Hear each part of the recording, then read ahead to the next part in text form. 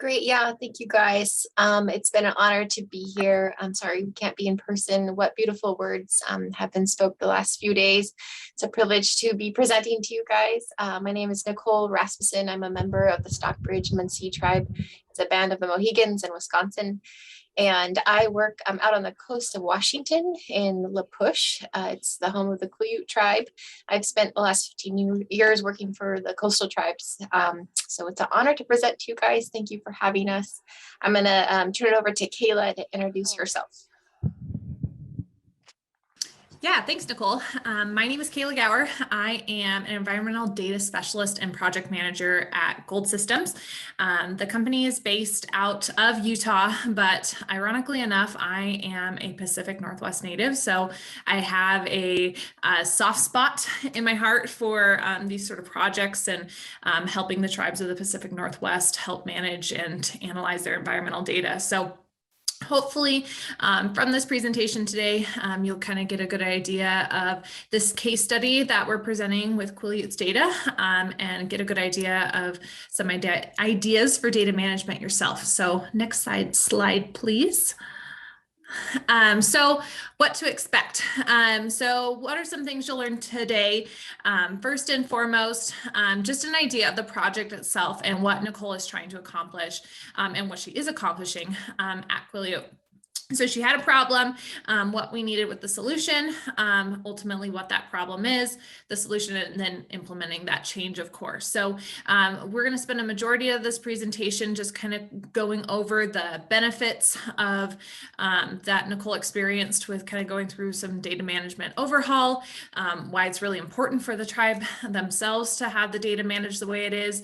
And then, of course, if you have any questions or concerns for Nicole regarding kind of how they made those decisions and implementation, that's what we're here for. So next slide. Great. So here is a little bit of our continuous temperature monitoring that we do. We have 24 sites in the Quileute Basin that we do summer temperature readings. These are loggers that are set to record every 30 minutes from middle of June till the end of September. And then up in the upper Bogue Shield, we were filling up a data gap where we had 21 sensors into the national park. It was about a 30-mile round backpacking trip, but we had 21 sensors of those. 7 of them were left year long. So if you can imagine how much data we had, 21 sites with 7 of those year long, 24 of these that we've been recording for the last 12 years. It's been a lot of data. And so,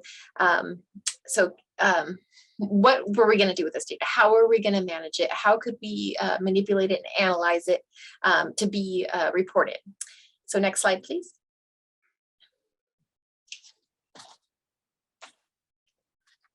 Let's see, next slide.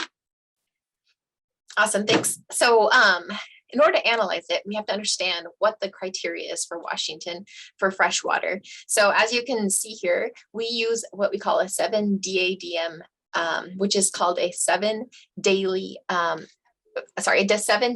average of the daily maximum temperature. So this is a criteria that's set by Department of Ecology. And for Washington, it's using the 3 days prior and the 3 days after a certain date to understand if that water temperature meets the criteria for Washington. So it's a little different than other tribes or other areas. And then what we are looking at strategically is a 16 degrees Celsius, which is a core summer salmonid habitat. So we wanted to know how many times does our temperature sensor exceed that 16 degrees Celsius for 7 DADM? And then is it getting better or is it getting worse for each site? And that's a lot of data to crunch. So next slide. So to understand the criteria, now we got to understand the impact. So how important it is to be able to look at this data and see, are things getting worse or things getting better for fish as far as stream temperature goes? So if some of you might not have a fish background, so we wanted to include this. So when you look at stream temperature, it impacts salmonids very drastically.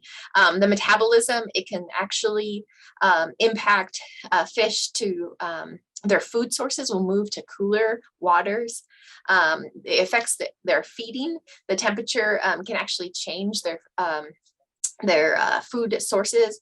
The spawning, the temperature can trigger when they spawn prematurely, or the growth, it can impact their growth.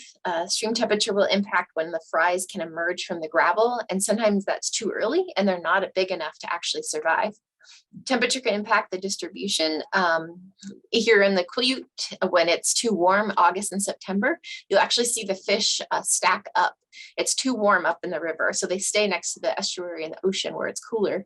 And so that can affect their distribution.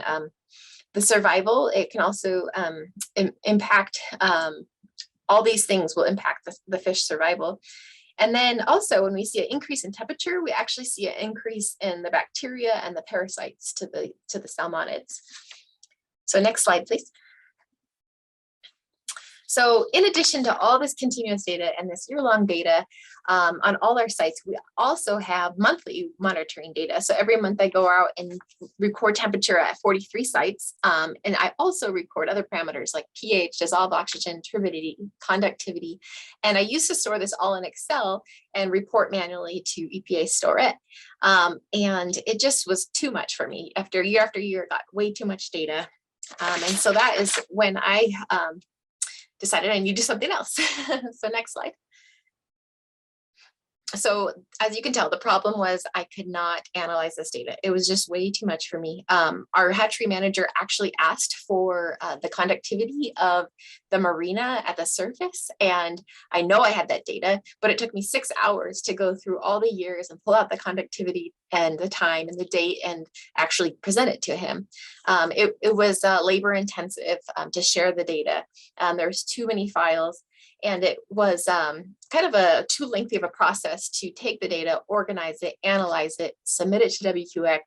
And so that is when I was at a non-point source pollution training and I heard about aquams and was introduced to Kayla. So next slide.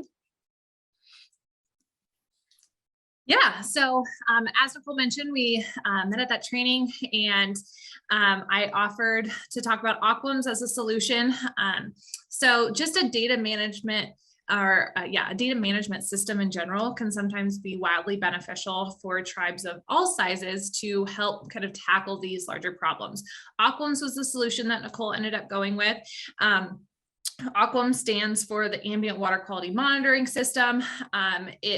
The reasons why it fits so well were, one, it fits into 106 funding. So we're not having to like search for money somewhere. It's not a super expensive system. It just kind of slides right in there so that it's more accessible for people to use and to be able to manage. It's streamlined that data entry process. So what that means is, again, as Nicole talked about, going from the WQX template. Well, first you start with your own format and then you go into the WQX web template. Maybe you have a custom import configuration, but most of the time you're spending a little time manipulating the data and then going into WQX web, and then it flows, of course, to Storette or the water quality portal.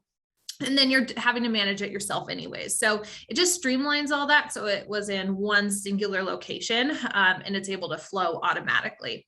The other part of that is it took that 6 hours of work. That was a huge thing for Nicole, is to take that 6 hours of work and just chunk it down because she'd rather be in the field, honestly, and who can blame her? But spending less time on the computer, manipulating spreadsheets, compiling spreadsheets, and breaking it down to just a few minutes. Consolidating continuous data with the routine baseline monitoring results was also a big deal to make sure, again, everything's stored in one simple solution. And then, of course, like I just mentioned above, the one-step submission to WQX. So once it's in the database, it flows automatically. There's not that middle ground of trying to make it format or shoehorn things in that don't have a good spot. There's a spot for everything and it's all organized and easy to submit.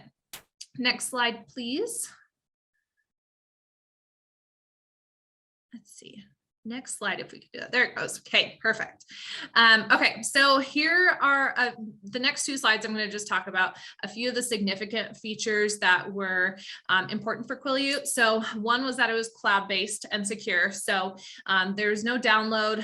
So whether, especially like during the pandemic, like when people had to work from home, you could still access your data from home. So there was no download. You don't have to do anything as long as you have a secure login. You know your login. If you forget forget it, she could email me or whoever. And then you have internet, you can access your data. So it became a huge advantage during the pandemic, especially to be able to have access to the data right in your living room if you needed that. Custom import configuration. So mapping to Quileute specific data set, not trying to, again, shoehorn anything in, just making sure everything is mapped to a WQX characteristic, but it also is nice and organized for daily use. So we map to her data. We don't follow any templates, anything like that. And then of course, the connection with WQX for easy submission.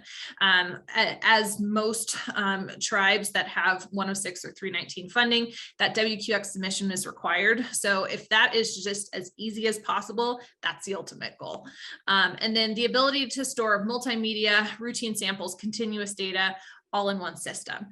The final one, which feels a little weird for me to say, I have to be honest, but is the user support team.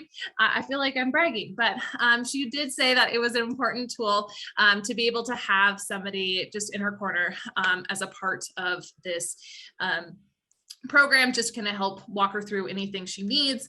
It is, like I said, it's a near and dear spot to my heart to try to make life as easy as possible, because not all people are data nerds. I might be a data nerd, but not everybody wants to spend a million hours in a spreadsheet like I do. So if we can reduce that time and that heartache and make things as easy and as usable as possible, that's our ultimate goal. And so the support team and having access to us whenever she needed was really beneficial for Quileute in particular. All right, perfect. Oh, look at that. That was so streamlined there. That was good. The next set of features that were really important was this reporting. So that was kind of that missing piece, was not only were the spreadsheets in a million different locations, was the ability to do end of year reporting or ad hoc reporting with the click of a button. So Aquams has this tool for like saved search criteria. So instead of Nicole having to go through all her different spreadsheets for 12 years worth of data, we were able to do like this one click into graphs and reports with some saved search criteria. There's also quick exceedance reporting, again, for those standards that were listed on the first page. So Aquams is automatically trying to read and look for those exceedances, so it's more easily identifiable for the tribe.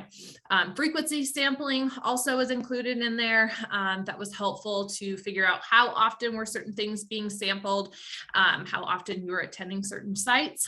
Maybe you thought that you were doing a widespread of sampling, but you realized maybe a certain site slipped through the cracks or whatever it may be. In Nicole's case, everything was in tip-top shape, which was nice, but it was just good to have it in there and have it laid out. So they were able to see that very clearly. Interactive graphs, and review processes. Again, just kind of all on those same lines to make things as easy as possible. So takes a lot of the guesswork out of it, and just in general, trying to take time away from the heartache of the computer and focus more on the stuff that scientists really like to focus on. So next slide, please. All right, so finally, the data analysis for continuous stream temperature data. This is a feature in the Aquams database that was important for Quileute because it can store the raw continuous data as well as submit the summary information that WQX and EPA wants, as well as there's the option to connect to the Inoperable Watersheds Network, which is an EPA tool to view raw continuous data.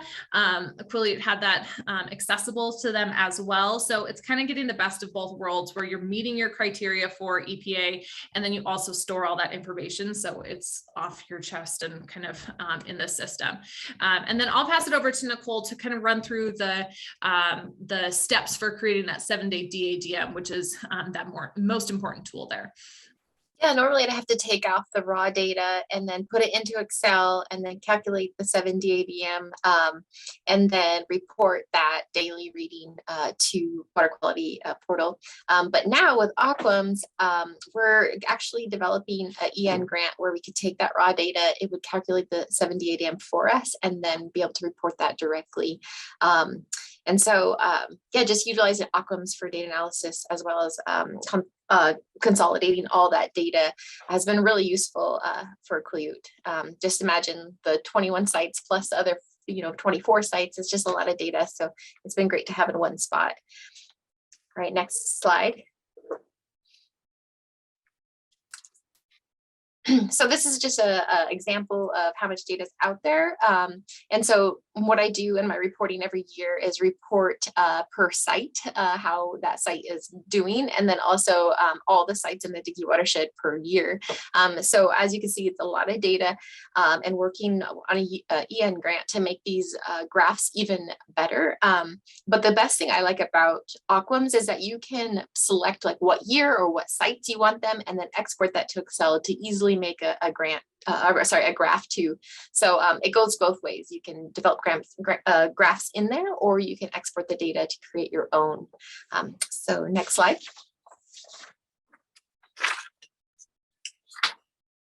Yeah, so the final outcomes here are that there is data in one secure location. If there's something that happened to me, I know that my data would be backed up and easily accessible with just logging in or contacting Aquums. Assistance whenever I'm needed. Sometimes I have one day to look at my data and analyze it, and then I'll be in the field the rest. And so being able to contact a person and get help that same day is very helpful. And Kayla has just hired an extra help, so it's been useful. It's nice to have a smoother reporting process, just a few clicks, and you can do an exceedance report. You can do a quantity of how many times you sampled. It's very nice. You can just graph it, and Kayla helped me set that all up. So then when I query the data, it's set up to look at for either 2 months or for the whole year. And then really easy submitting to EPA. Just with a few clicks, you can submit your data to EPA, which is one of the grant requirements. And then ultimately, it just saves me more time to go out in the field and enjoy the weather rather than being in the office looking at data on a computer. So with that, I think we're open for any questions. Yes, thank you so much for that presentation. And you guys flew by, so thank you so much for trying to help us get back on time. We appreciate it. I don't see any questions yet in the chat, but you guys, Kayla and Nicole will both be here. So if you can go ahead and enter any questions you have into the chat, they'd be more than happy to assist you. And you can see that their email is here and their presentations on the Whova platform as well. So thank you both again. We really appreciate the presentation.